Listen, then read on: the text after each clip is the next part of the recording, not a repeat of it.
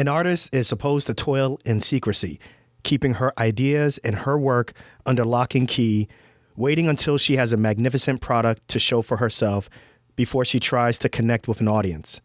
The private details of art making are utterly uninteresting to audiences, writes Bales in Orland, because they're almost never visible or even knowable from examining the unfinished work.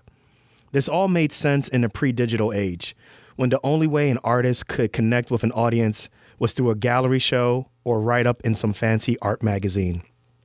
But today, by taking advantage of the internet and social media, an artist can share whatever she wants, whenever she wants, at almost no cost. She can decide exactly how much or how little of her work and herself she will share, and she can be as open about her process as she wants to. She can share her sketches and works in progress, post pictures of her studio, or blog about her influences, inspiration, and tools.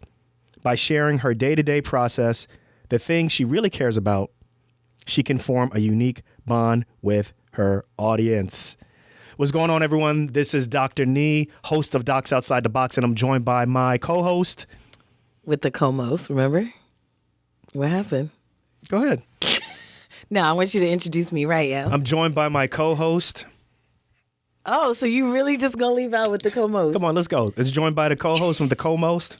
Dr. Renee. So everyone, what I just read is chapter 2 or a portion of chapter 2 of this book that for me is a game changer. And I think for anybody who's looking to start sharing on social media or looking to develop like a following or a community on social media, I think this is a really good book. It's called Show Your Work by Austin Kleon. I'll have it in the show notes, but it's a really quick read, really easy and understandable concepts to how to develop, I guess, community and how to share with people on social media. So that's something that I want to start sharing about. If you go to and follow us on Instagram, at least Dr. Nii Darko on Instagram, you'll see me start posting more pictures of what the studio looks like. I'll eventually start sharing how I edit, how the whole system works with creating this production known as Docs Outside the Box. So yeah. And our new digs. Our new dig. So if you're watching us on YouTube, yes, we have a YouTube channel. Just go to youtube.com/Dr. Nii Darko, and you'll see we're starting to add and show video of our new studio, which is always changing. So this is the new studio that you see right here. Today. So everybody who's watching us on YouTube, thank you for watching us on YouTube. So Yeah. I'm excited. Yeah, I'm really excited about this. It's something different. The couch wasn't working. The couch was not working for what we needed, but I think the couch will work in other settings, but that's for another day. That's for another day. So now I'm in the orange seat because I'm the star. This is my show. And you are in the gray sheet or the gray chair because it's supposed to be muted and you're cornier. So although you got a fan. Well, I mean, you do need something to make you shine because Lord knows you don't stand out all alone. So, you know, me, I don't need anything extra, which is why I'm sitting in this chair. Apparently, you're not the only one who believes that. So I was at work and I think it was Saturday or Sunday. I was talking to a physician assistant. He's really good. And he was saying that I was listening to your show and your wife, Dr. Renee, is like amazing. And he was giving you mad props on everything. I didn't even pay him. Yeah, I know. He's not. He basically was like, "Hey, I'm not listening for you. I'm listening for your wife. She's the special sauce," which I agree. You are the special sauce that lettuce, keeps cheese, these episodes, kind of going and pickles, stuff. onions on a sesame seed bun. That's me. So you got a big fan at work. That's sweet. That's sweet. Yeah. So shout out to him for letting us know that. You can see Renee's head getting bigger and bigger and bigger and bigger. Exactly. Mm-hmm. So we are recording this on what's today? Today's Wednesday? Today's Wednesday. Today's Wednesday. This episode is going to come out on Friday, but I am post call. I got my butt handed to me. So everybody who's not listening, or everybody who is listening, and doesn't know, I still practice full time as a trauma surgeon. I do trauma surgery. I do surgical critical care as well as acute general surgery. And it's no joke. When I take call, it is no joke. It is starting from 8 o'clock a.m. until 8 o'clock the next morning. You are going to trauma alerts, you are putting in chest tubes, central lines, operating. And if anybody doesn't know, trauma surgery, acute care surgery, this is not like the glamorous type surgeries. These are the open abdomens. These are the appendixes that are perforated. These are the gallbladders. Appendixes or appendices? Appendici. Who knows? These are the difficult cases. So, these are not the real simple cases that you think of or the glamorous cases that you think of if you are a pre-med student or a medical student who hasn't been exposed to what we do. And then you throw on top of that, there's the critical care aspect. So from 8 a.m. to the next 24 hours, 8 a.m., I'm hustling, I'm working.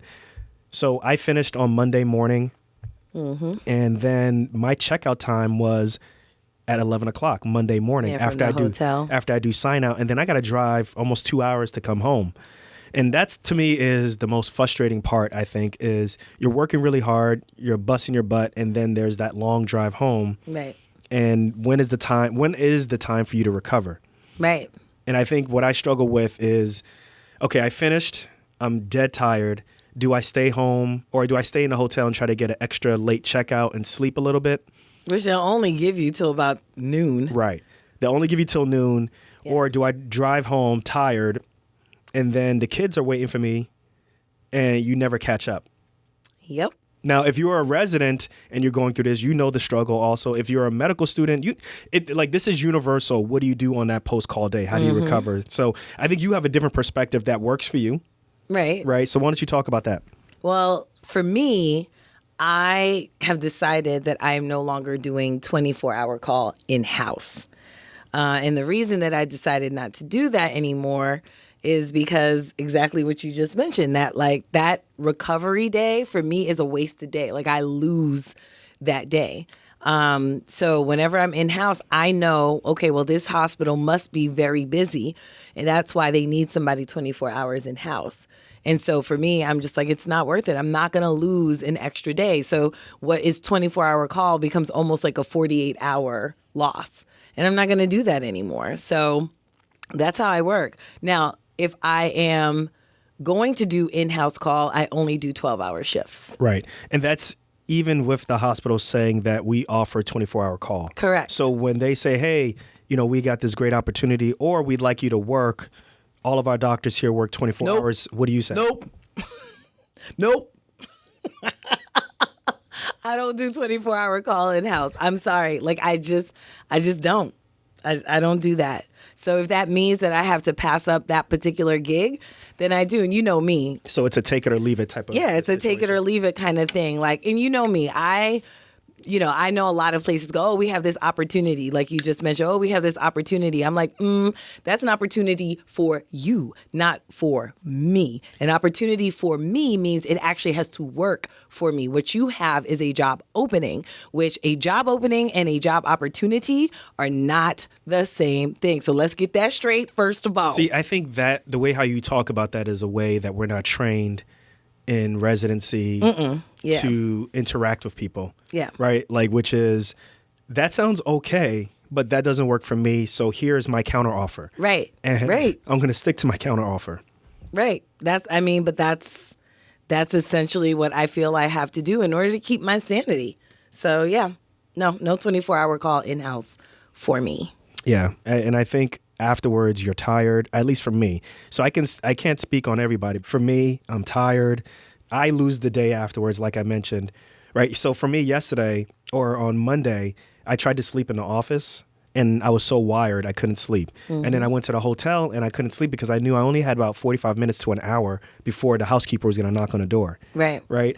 So I can't speak on other specialties, but I just know for my job, when I'm doing 24 hours, it's no joke. Yeah. Right. And I'm up the entire 24 hours. There's some specialties or there's some days where I know maybe from 2 o'clock, maybe till 5 o'clock, things will slow down and I can take maybe a nap and go from there. But it's not like that all the time. So I can't always rely on that. So, I had a discussion with a colleague who is working on building a trauma program.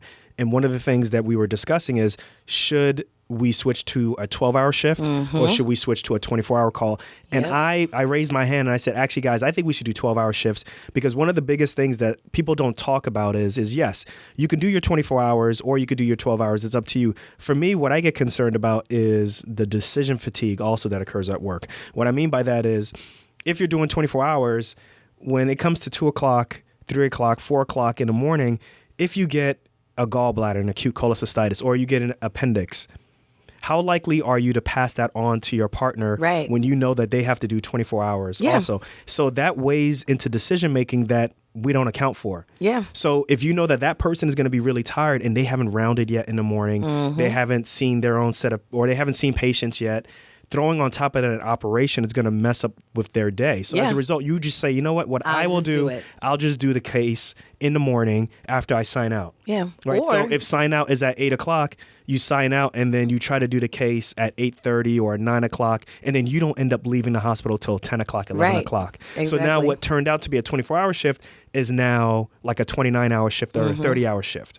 Yeah. Or it goes the other way, right? Where you have people sometimes, you have actual work avoidance for the sake of energy conservation, right? Where you say, okay, well, this particular patient just came in and I know that they need this, but it's about an hour before I leave. So I'm just going to dilly-dally and not going to do the thing that I actually need to do for this patient because I am dead tired. Yeah, you kick the can down the road. Right. Basically let someone else take over. And you pass it on. You pass it along and you may delay patient care because you're tired, which is a real thing. You may not want to operate because you're tired and so forth. That happened to me once. Like there was a patient who came in and the operating room was not going to be able to get this patient on the schedule, so we would have to do it the next day. But that would have meant that I would have to stay and do like a 30-hour shift.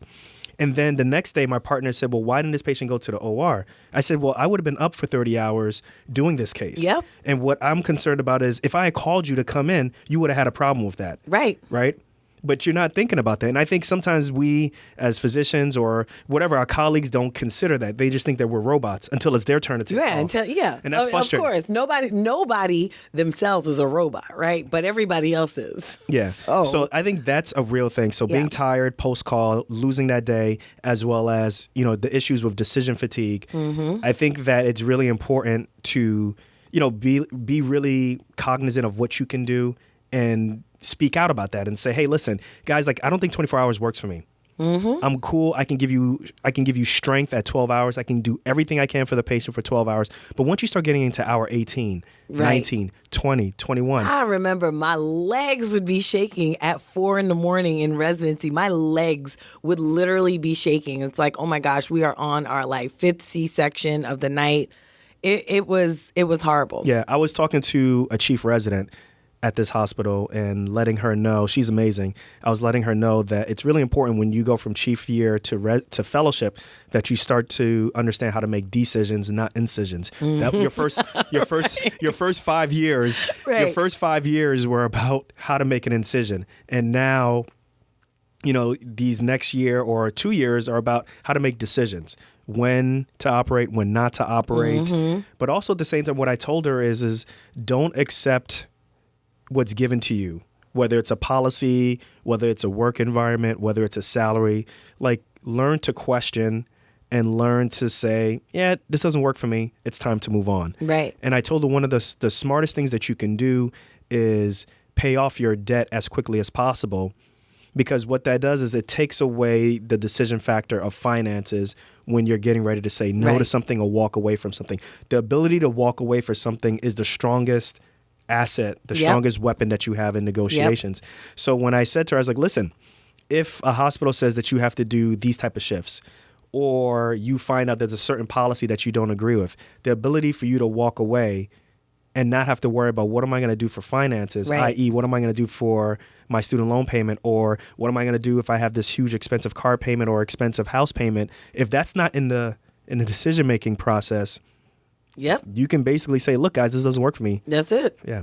And then be done. You have that flexibility and that leverage. Yeah. So there's some studies that are in the New England Journal of Medicine. I think the one of the more prominent studies was the first study. That's the name of it. I'll put it in the show notes, where they studied basically general surgery programs, and they gave them a very traditional ACGME schedule versus a flexible schedule that wasn't very ACGME. I don't want to say, basically, you stopped at 24 hours or sometimes you went a little bit further, and they studied both. And then there's other studies that are out there that contradict that study also. So I'm going to put them all in the show notes. there isn't really a consensus as to what works and what doesn't work. Right. So I think it's up to residents, it's up to attendings to just say, listen, I care about my patients, and this is the way in which I work best for my patients, and this is what works best for me. And whether that's going to be a 24-hour shift or that's going to be a 12-hour shift, that really is up to you individually to speak up and go from there, because the ACGME is not going to stand up for you on that one. It can't speak for everyone. Right. You can only speak for yourself. Right. Exactly. Right. So that's my thoughts on that. Let's talk about real estate and why we're getting into real estate.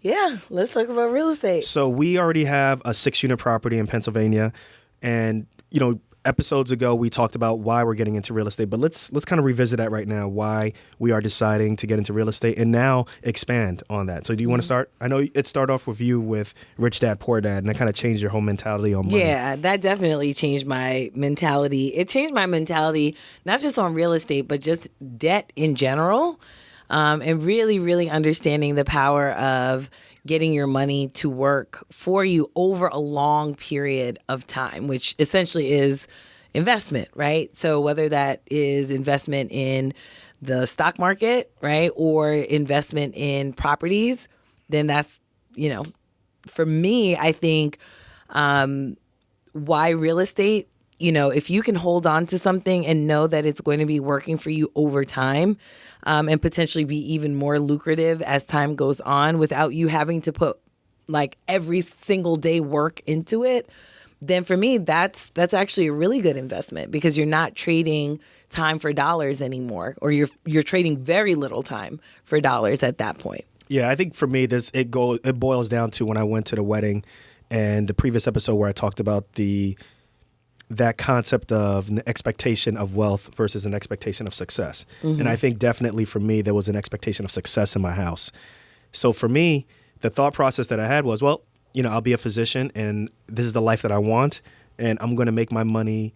The only way I'm going to make my money is through being a doctor, and I'm going to work hard, and I'm going to work until I'm 65 or 70 or whatever it may be. I'm going to work my butt off. Right. But not really knowing how hard you really have to work. Oh, yeah. Right, to get to that point. And that notion, that thought process stuck with me up until, I'd say like 4 or 5 years ago, maybe even 6 years ago. And you start to do the math and you're starting to realize, okay. That's a lot of days in the year, y'all. That's a lot of days in a year. That's a lot of work, yo. That's a lot of work. That's a lot of work, especially with what I do. Yes. Right? With the 24-hour calls or, the post-call operations. And just doing this day in and day out, I enjoy it. But I think what I thought about with real estate now is okay, what if I took the finances or how much I'm bringing in from work out of it and just said, well, if I can bring money in from something else that doesn't require me to come into work, will it change how I work? Will it change how I come in and show up in the morning? Right. Because that's not the primary way that I make money. Exactly. You actually have energy to come in and do that other thing that requires your time and your energy. And that may mean that I may pull back a little bit on overall how many shifts I take per month. Right. Because now I'm not so worried about, well, if I don't take all the shifts, then I won't have enough money to live or I won't have enough money to save. I need something else to bring in that income. How am I going to do that? Is it going to be through investing, like into stocks? Is it going to be through, I don't know. But then that's when I said, okay, we found out about real estate. You buy something, someone needs to use it and rent it, and then they pay you, and then you use their money for that. And that's what got my mind going. So when you read Rich Dad, Poor Dad, and then you talked to me about it, then I read it, I was like, oh yeah, we should start down that path. And that's when we bought our first property. Yeah. And now we are ready to purchase another one. Yep. Right? The point, Number 2. But the issue though is I still work full time. You're working on this business. You're working on your own business. We got 2 kids. We got a lot of things going on. So sometimes it's really hard on a daily basis to kind of think about real estate and where you're going to invest and looking at houses and making offers. Like a lot of that stuff could be really difficult. Yeah. Especially if you're not doing it full time. Yeah. I mean, there is a lot of time that you actually have to put in, like initially before you get the property. Right. And I think that there are people who are able to do it really well, and there's some people who don't do it as well, but it doesn't mean that you shouldn't stop. What'd you say? I said like me. Yeah, but it doesn't mean we shouldn't stop. So I think back to what we were mentioning in the previous episode, like we are working with this company called Awning, which is like a combination of technology, a combination of real estate investing. And we decided to work with them because it basically makes it easy for us to decide what market we want to invest in, what type of housing we want to invest in. So, for example, like right now we have decided on Texas. And now we're deciding in which city in Texas. Right. So at one point, Awning was helping us decide between Houston and San Antonio. Mm-hmm. We've decided right now we're like, 80% Houston, 20% San Antonio. Yeah. But what Awning does is it really, I think for us, it's doing the easy work for us. So it's helping us gather the information to do a market analysis. Right. So that we can make an informed decision as to, okay, we're going to go with Houston versus San Antonio for these reasons. Yeah. Right? So it's giving us the demographics of Houston versus the demographics of San Antonio. It's giving us who are the biggest employers. Yeah, the school system, whether or not it's a good school system. Just kind of like you said, the bigger employers that are out there. What's the radius, of whatever is around those particular neighborhoods? Is it like a big shopping area? Is it a big, area that has a lot of traffic? So they get really granular with it. Yeah, because that's a lot of work to do on your own. I think you can do it, and you should do it, but if there's something that's out there that can help you do it, why not? So that's where we're at right now. Yeah. It also tells you what the rents are going for. So we're able to look and see, okay, this is what rents are going for. This is what rents are going for based off of our budget. If we were to buy a house that's in this neighborhood, based off our budget. And I like that. Yeah. So, we're going to continue to work with Awning. We'll continue to keep you guys updated. This is us showing our work and letting you know that we're going to use a little bit of a cheat code. We're going to use Mama, Awning. look what I did. Yeah. So our goal is to get a single family house very soon using this company. We're super psyched about it. Make sure you check the show notes to learn more about Awning. So let's get into some fun. Okay. Right? We can keep it fun here. I know we started off talking about 24-hour call and people were like blah, blah, blah, blah. And then I don't know about you. I'm always fun, so. Right. And then we get into real estate and so forth. But let's get into what we're both watching. Why don't you go first? So I am watching not that much. I'm trying not to consume too much because sometimes when I consume so much or when I watch so much TV, I don't get into the mode of producing. Right? Okay. It's almost like when you see other people do things, and if you watch it done really well, you think that you can't create that also. Right. Right. So you just become a spectator all the time. Okay. So I get that. Right. So right now for me, I just watched the King Richard trailer #2 by Will Smith. Okay. Right. So Will Smith is starring in it, and he's playing Richard Williams, who is basically the story is about Richard Williams, who's the father of Venus and Serena Williams. It's almost like a biopic, I guess. That's about not only just him, but also his daughters and the life that his entire family had to get them up to the point where they are now. So that trailer looks dope. So I'm looking forward to that movie. Will Smith got on a lot of weight for that, right? And then the other thing that I'm watching is The Batman. Yo, I am so excited about this. Here we go again. You are too. You don't even want to admit it. When you saw that trailer for The Batman, you hear my voice going up?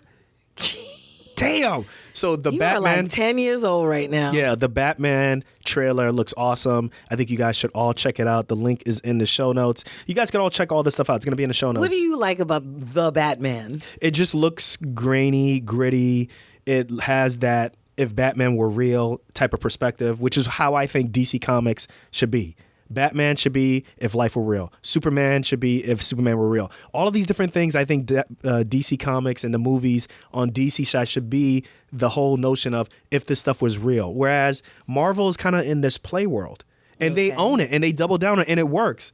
But I think for DC and what we learned from Christopher Nolan's take on Batman is, what if Batman were real?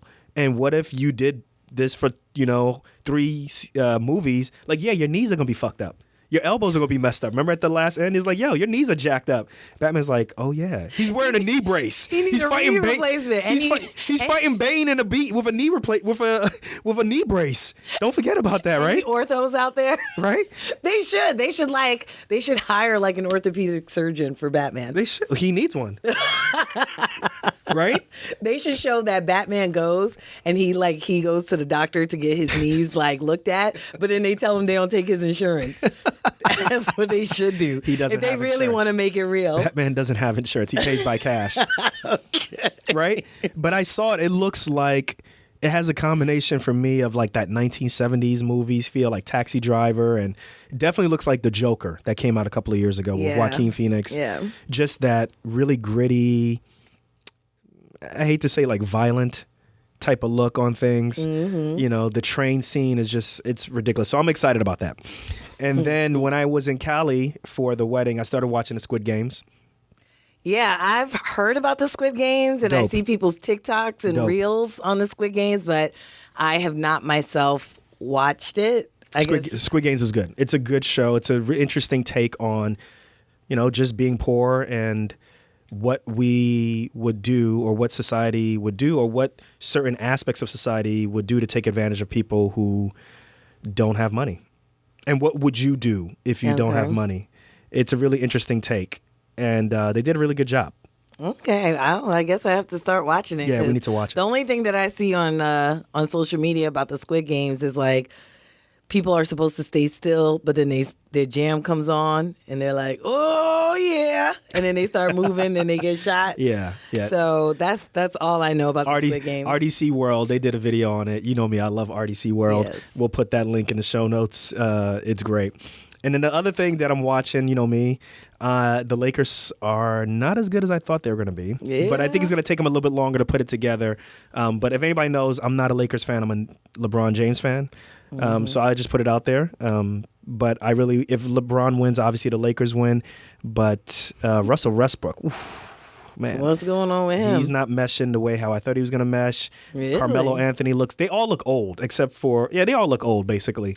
And I think what they're realizing now is that just, you know, making a team of really accomplished stars is not the same thing as putting together people who can actually play right now, right? Because just because you're accomplished doesn't mean that you're going to play defense. Doesn't mean you're going to be as aggressive as you used to be when you were 5 years, 10 years, you know, younger.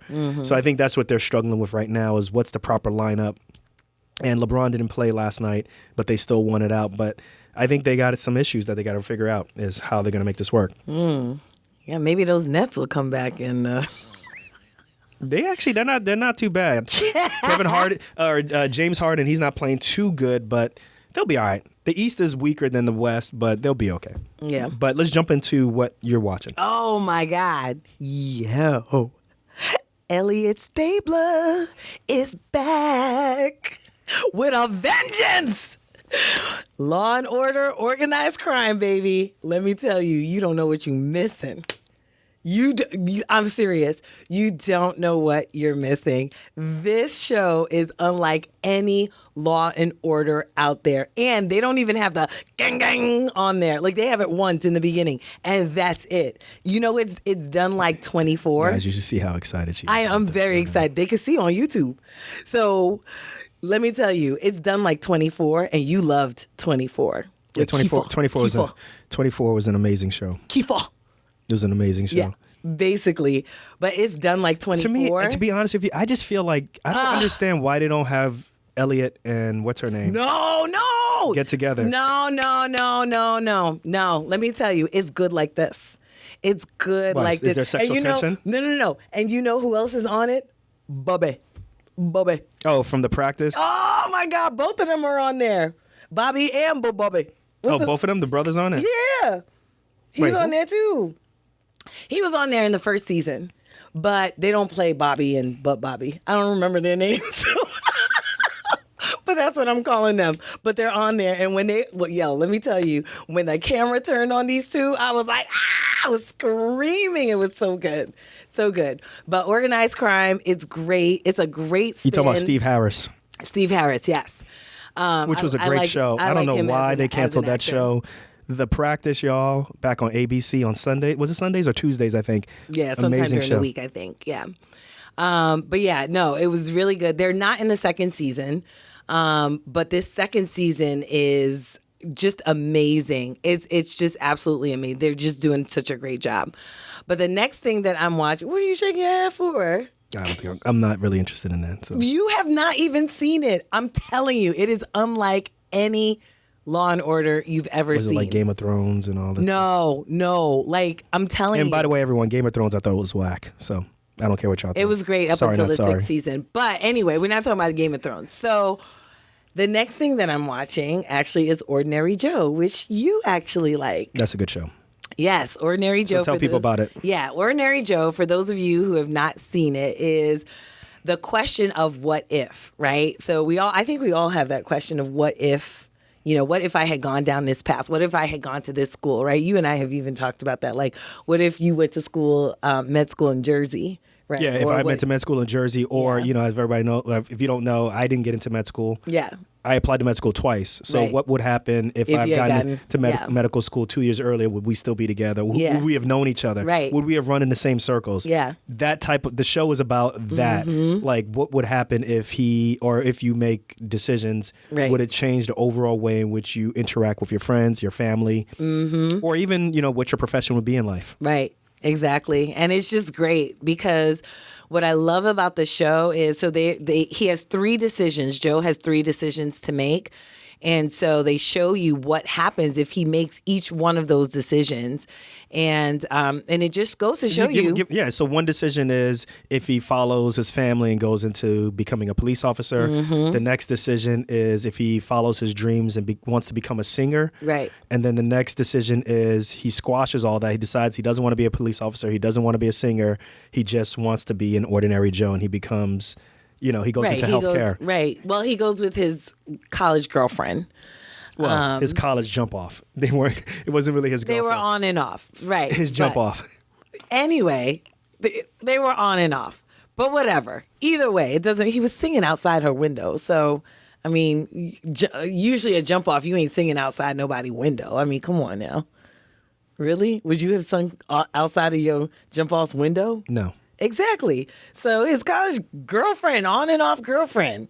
Okay. Whatever. Anyway, but it's a great show, and it just goes to show you that no matter what decision you make, that there are some things that are just constant. They're just going to remain the same, which for me, I think is, I think that's a notion that we don't often think about. We often think that if we make a certain decision that everything would change, and that's not necessarily true. And that's what I really love about this show. Yeah, I think that's the lesson that I'm getting also, because I have a tendency to be a little indecisive at times, because I need to know for each plan what's going to happen A to Z. Yeah. And you think that if you choose one option, everything's going to change. Right. How you interact with your kids, where you work, what money, all of these different things are going to change when just like you said, life may be already predetermined. I don't understand. I don't want to get into the meta of all this stuff, but maybe the decisions that you make won't have such a catastrophic or make such a big change as you think it's going to be, which should let you know that failure is inevitable. It's going to occur, and just go ahead and make a decision and then figure out how you're going to, if it's a mistake, move forward and change things, or if it turns out positive, hey, good to go. Yeah. So listen, everyone, this is it. This is the end of the show. This is a short one. And this is going to be almost like the new format of the show, where we're going to be taking segments and letting y'all know about things. And like I said, make sure you check us out on YouTube. Make sure you also, subscribe to the show so that you always know when a new episode is coming out. We're always, just changing things, trying to make the show better for you all. We always appreciate everyone who writes into the show, whether that's by leaving us a review, whether that's writing out and reaching out to us on Instagram, and to all the pre-med programs or people who are interested and reach out to me on Instagram. I know there's been a delay. I see everything. I will respond to you all. And listen, Renee, do you have anything else you want to leave us parting words? Yes. We also, if you want to text Dr. Nii, you can text him. The text will be in the show notes. But if you text the word podcast to the number in the show notes, then you will become part of the, I guess, Dr. Nii's texting community. You can actually send him text messages. So any text message that you send, if you want to ask a question, if it's easier for you to just text, we'll answer it on the show. Yeah. Or while I'm operating, I'll just say, hey, nurse, what's that text message? So-and-so from San Francisco has a question about, what do you go? Oh, yeah, text back. So I may text you back while I'm operating. Tell him to quit his job because he doesn't have any financial obligations anymore. All right, y'all. We will catch you guys on the next one. Peace.